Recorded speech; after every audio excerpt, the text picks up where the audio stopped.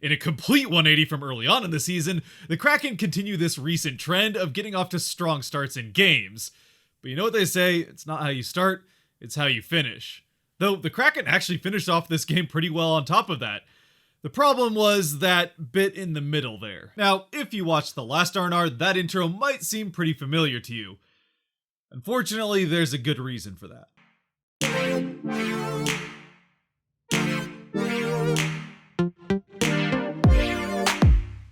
What's cracking, everybody, and welcome back to Kraken R&R, where for the second time in 2 days, the Seattle Kraken end up losing, this time to the Dallas Stars, and while the final score might look different, the way that they end up getting there is pretty much the exact same from 24 hours previous. I mean, really, in the end, the most significant difference for the Kraken, other than the fact that the third period was still within reach with it being just a 1-goal difference, is the fact that Chris Driedger is in net rather than Grubauer. Then they actually do have Pouliot on the defensive end for the first time in quite a while. Of course, for this game to be like the one in Minnesota, the Kraken are going to have to get off to a good start, and they very much do. After they very don't. Through the first few minutes of this game, it's all Dallas Stars as they end up getting the first 6 shots off on goal, and for the Kraken, they look like a very, very tired team, showing no energy whatsoever in this game early on. Which I guess to some extent is kind of fair. Again, it is the second half of a back-to-back, and not only that, it's a back-to-back at the end of the season, a road back-to-back, and on top of that, a road back-to-back that had a lot of travel in between it, going again from Minnesota all the way down to Dallas, with the team not arriving in Dallas until 3 a.m. the morning before the game. Honestly, for the Kraken, the one guy who didn't look tired was Driedger in net, as he is diving all over the crease to make save after save, as the Stars are eventually able to get off one very good sequence, taking advantage of a sloppy defense and tired Kraken team, getting a shot off on net that's saved by Driedger, but the rebound goes out to another Stars player, another shot saved once again by Driedger, but another rebound goes out into the middle of the slot where once again it's a Dallas stick, and this time the shot does go into the back of the net. Driedger making 2 saves, but both rebounds find Dallas sticks, and eventually does get into the back of the net to give Dallas the early 1-0 lead. Or at least it would have been an early 1-0 lead if the Kraken don't challenge for goaltender interference. And it turns out that, yeah, this was a pretty obvious interference by Hintz that pushes Driedger out of the net to prevent him from trying to get back to make that second, or actually I guess third save. Of course, with that being said, just because it's obvious that you can see it's goaltender interference doesn't mean they're actually going to call it correctly. We've seen that already a few times this season, and we would see some other missed calls later in this game. But this one, they do eventually get right, and the goal comes off the board, so Driedger and the Kraken end up catching a bit of a break here. Luckily for the Kraken, that's all that they would end up needing to finally wake up and start playing this game. It also helps that they get a power play not long after the overturned goal, and while the power play doesn't end up scoring, it creates a couple of chances, but nothing particularly dangerous. Right as the power play ends, Geeky wins a faceoff, gets it to Alexiak, who gets it across to Larson. He takes a shot from the point that gets through everybody, including a screen by Sheahan right in front of the net, but the save is made by Oettinger. However, it bounces right out next to the net, where Sheahan is able to whip around, get his stick on it, and get it into the back of the net to give the Kraken the 1-0 lead. And this one isn't coming off the board. It's a rare Riley Sheahan goal, his third of the season and first since somewhere in the middle of February.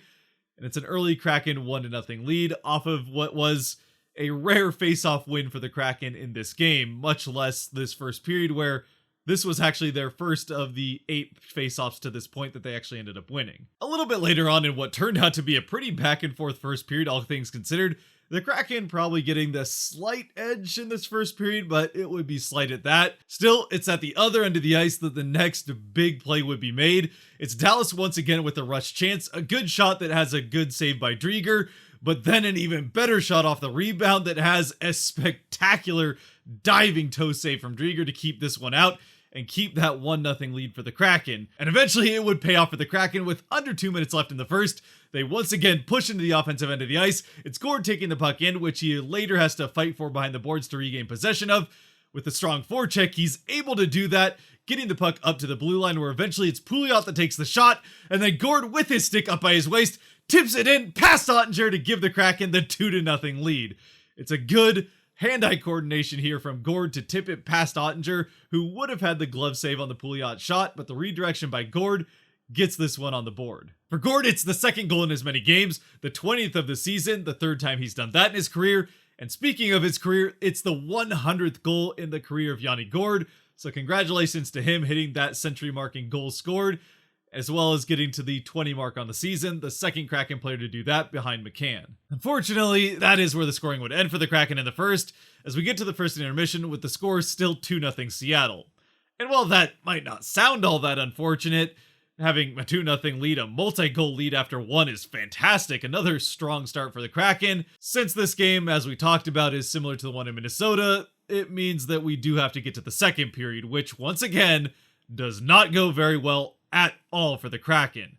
I mean, not quite as bad as the one in Minnesota, but that would be pretty challenging to be as bad or somehow even worse than that one was. And although this second period for the Kraken is neither of those things, it is bad enough to end up costing them the game. It actually gets off to a pretty good start for the Kraken. They get a good scoring chance early on in the period, but a few minutes in, it's Dallas who opens up the scoring in the second. It's a rush chance for the Stars' first line, the one that does pretty much all of their scoring, that sees the puck go from Robinson, who enters the offensive zone with it, across to Pavelski.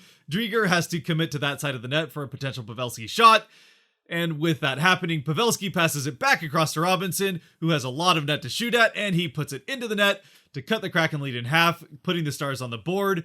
And actually, this doesn't end up being Robinson's goal. It ends up going to Hintz, who has the puck go off of his stick on its way into the net while he's seated in front of the net. So a bit of a fluky goal for Hintz. Either way, it doesn't really matter because it puts the Stars on the board and gets things rolling for them here in the second. And then to make matters worse, not long after this first Stars goal, they get their first power play of the game, and for a Kraken penalty kill that had a very tough time in Minnesota, those struggles continue here as early in the power play, Ottinger starts a breakout, getting it up to Robinson, who gets it quickly up to Hintz.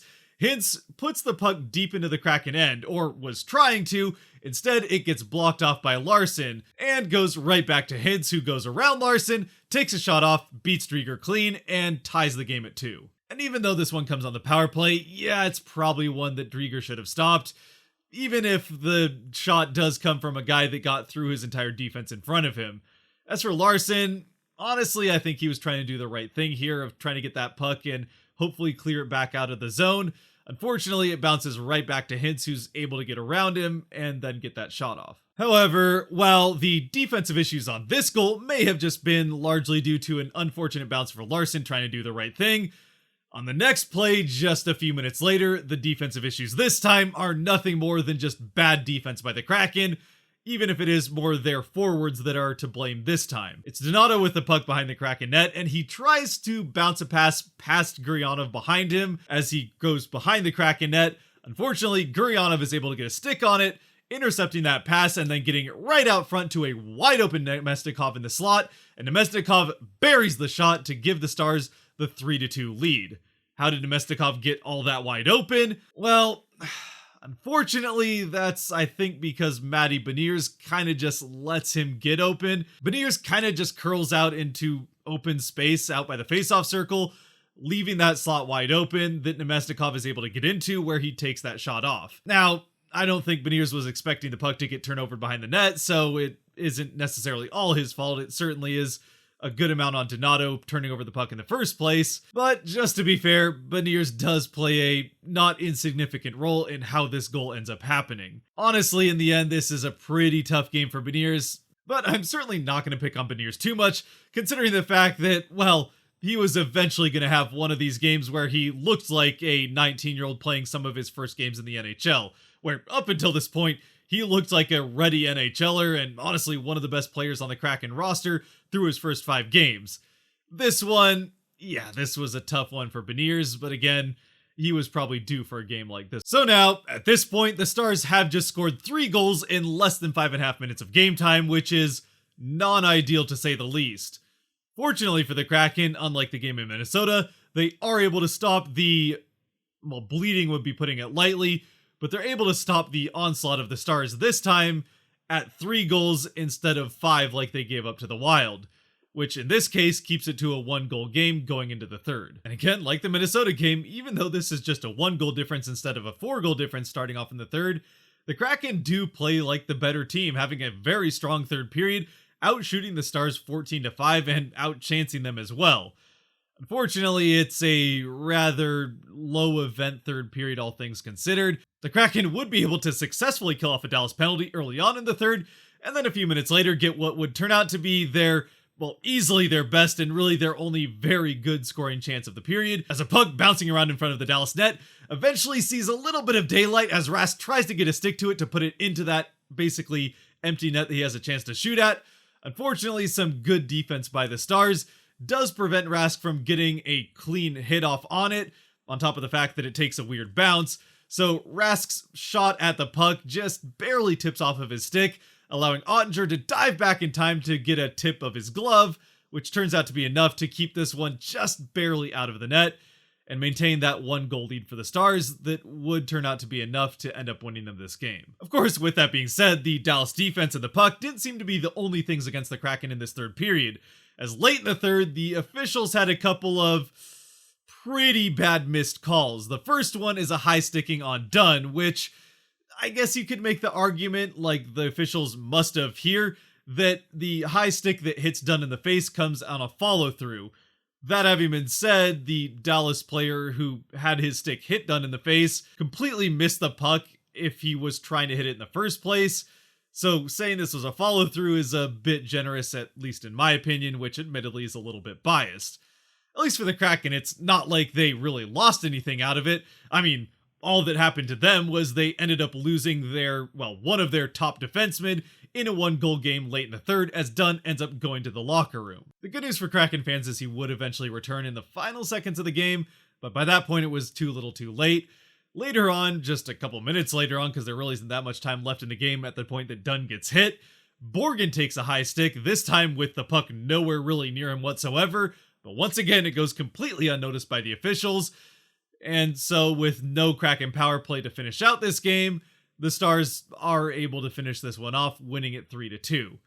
And I mean, granted, the Kraken power play in particular is far from guaranteed to score to even this game up and try to get it to OT, but they have been much better of late with Beniers out there, and it also would have been nice to see Beniers get a little bit better of a chance to continue that point streak, which unfortunately does end at 5 games, with him not getting a point in this one. As for the 3 takeaways in this game, again, this was not that different from the one against the Wild 24 hours previous, so we can get through these pretty quick. The one thing that I would say was noticeably different about this game, and what really helped the Kraken have that success in the first period and even early on in the second, was the fact that they were doing very good at getting net front presence and crashing the net, again with both of the goals coming from that type of play. The first one was Sheahan up in Ottinger's face, eventually able to pick up a rebound and put it in, and then the second one was Gord once again up in front of the net, screening, eventually getting that tip in that throws Ottinger off, and again finds the back of the net. And that just continued in the first few minutes of the second period, where Donato in particular was a beast in front of the net, just not quite able to get it past Ottinger, who past the first period was pretty much a brick wall in front of that Dallas net. And of course, late in the third, we also saw Rask just barely miss getting a puck into the net, much like, honestly, Donato just barely missed a couple of chances early on in the second. And as we've talked about a number of times across the course of this season, it's very important to have that net front presence that the Kraken were able to have through periods of this game, and have had through periods of really the last couple of months when they've started to play better hockey. But it's especially important for the Kraken where, although I can't say I'm a huge fan of this strategy, this is a team that likes to generate their offense from shots up by the blue line and around the outside, trying to get those tip-ins and second chances off of rebounds. Of course, in order to do that, you actually have to have guys out in front of the net or around it to have those tip-ins, screens, or rebound chances, which hasn't been consistent enough for the Kraken. The second takeaway is just play a full 60 minutes. Again, not much more I can say there. We already talked about that in the last one. And my third takeaway from this game is that with Beniers in particular, for really the first time that we've seen so far, it seemed like the Stars, more so than any other Kraken player, were really keying in on Beniers whenever he had the puck, making sure that he didn't get too much open space and playing physical defense against him, which we have talked about being probably the one big weakness of his game. The fact that, I mean, granted he's 19, he does get pushed around a fair amount so far at the NHL level. I'm sure as he gets bigger over the next few years and gets more used to playing in the NHL, that will become less and less of a problem. But for now, it is definitely something that teams are going to learn how to play against him. Still though, once again, as we've said before, having a point in each one of his first 5 games of his NHL career was a very fun thing to watch. It was a fun ride, and it's going to be fun to watch him play for a long time to come in the Kraken jersey. As for the Kraken 3 stars of the game, I think the first star is pretty obvious. The guy that was the best for the Kraken, and I don't think it was close, was Yanni Gourde, scoring a goal in this game, but even outside of that, he was all over the place, back-checking, forward-checking, constantly around the puck whenever he was on the ice, and creating opportunities for Seattle. My Kraken's second star of the game might be a little bit less obvious though, considering it's not a guy that gets on the score sheet. Though, of the guys not on the score sheet, I think he was, again, clearly the best Kraken player, and that would be Carson Soucy, coming off of, honestly, a unfortunately tough game in his return to Minnesota. He was fantastic for the Kraken in this one, both offensively and defensively, in a game where, again, the second period defensively got a bit away from Seattle. And finally, as for the third star of the game, I was tempted to give it to Cole Lind, but honestly, I don't think that there's going to be that many more opportunities, if one ever comes up again, to give a star to Riley Sheahan, and I think he earned one here, so I'll give the third Kraken star to Sheahan. He obviously has that goal, which was a good play by him, but even outside of that, I thought he was, in some ways, a standout player for the Kraken this game, which is more than I could say for him for pretty much the entire season up to this point, and he's played a significant amount of time for the Kraken. Honestly, with Sheahan, it's nothing against him, but I just don't think he's had a particularly good season for the Kraken.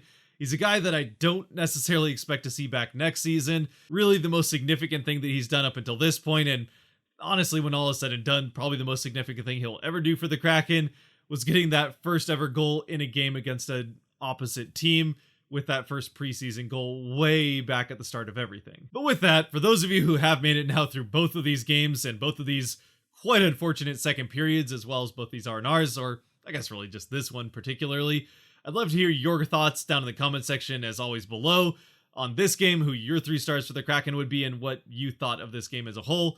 And if you have made it to this point, thank you very much for watching. If you did like or enjoy this video, there are buttons for that kind of stuff down below to help support the channel. So I appreciate you using them.